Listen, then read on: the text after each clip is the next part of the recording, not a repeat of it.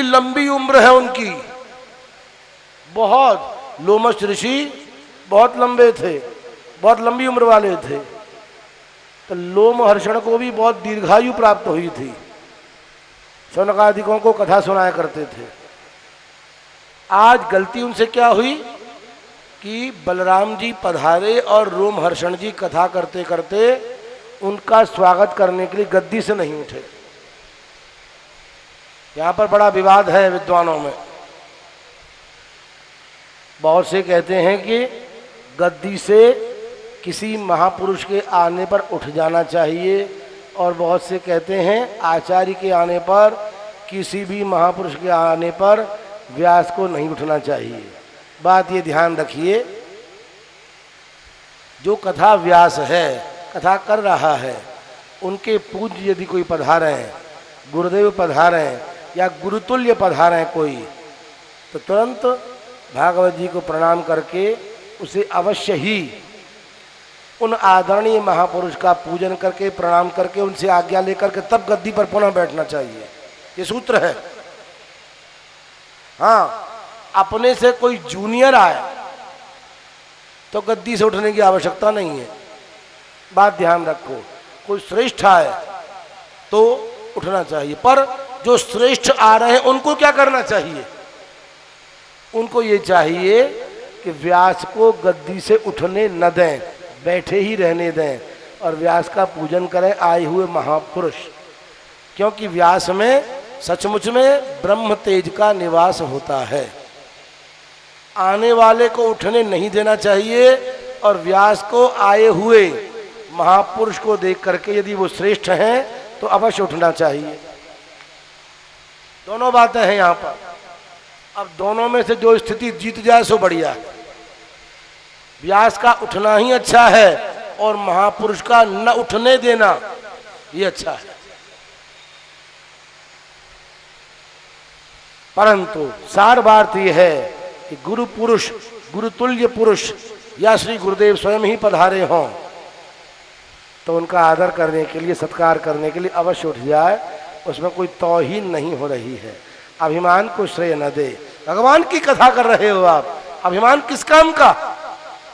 अरे मधुरता से कथा करो, प्रेम से कथा करो, भगवान की कथा में डूब करके कथा करो।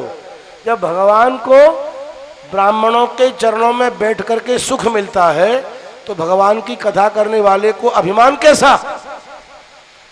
झूठी पत्तल उठाने में भगवान को सुख मिलता है, ब्राह्मणों के चरणों में धो करके भगवान जल पधरा करके अपना सौभाग्य मानते हैं, तो उन्हीं भगवान की कथा करने वाला व्यक्ति अभिमान करे, ये कदापि शोभा को प्राप्त नहीं होता।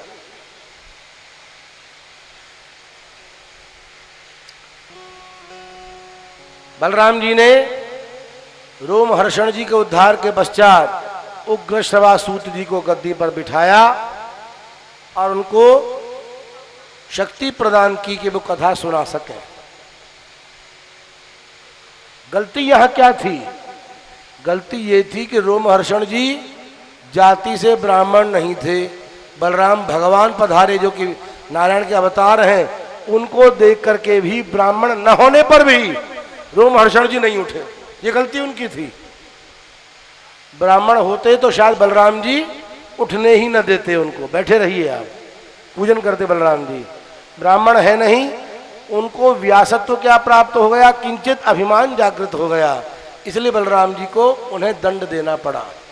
ध्यान रखिए, भगवान और महापुरुष यदि उद्दंडों को दंड नहीं देंगे तो समाज में अपराधों की घटनाएं बढ़ती चली जाएंगी। दंड का एक विधान बहुत आवश्यक है। मनुस्मृति में दंड की बड़ी परिपक्वता दी गई है। दंड का सदुपयोग महापुरुषों को और राजा को समयानुसार अवश्य करना चाहिए।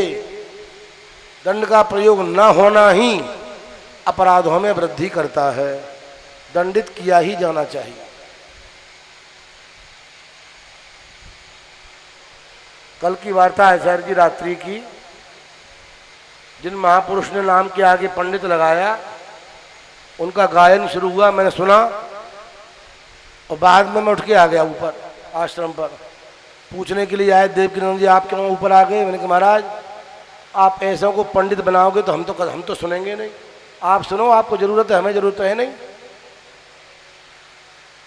जो नहीं है योग्य उसको योग्य स्थान मत दो, अयोग्य को योग्य स्थान देना ये पाप है।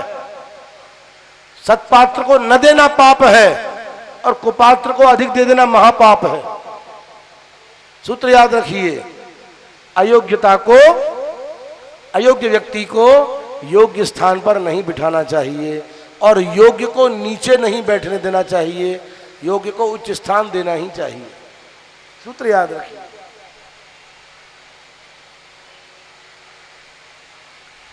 सौराष्ट्र में एक ब्राह्मण निवास किया करते जिनका नाम है सुदामा, पत्नी का नाम है सुशीला। सावाग्यया तस्य गुणान् गृणीते करौ च तत्कर्म करौ मनश्च स्मरेद्वसन्तं स्थिरजङ्गमेषु शृणोति तत्पुण्यकथा सकर्णः। कृष्णस्यासीत्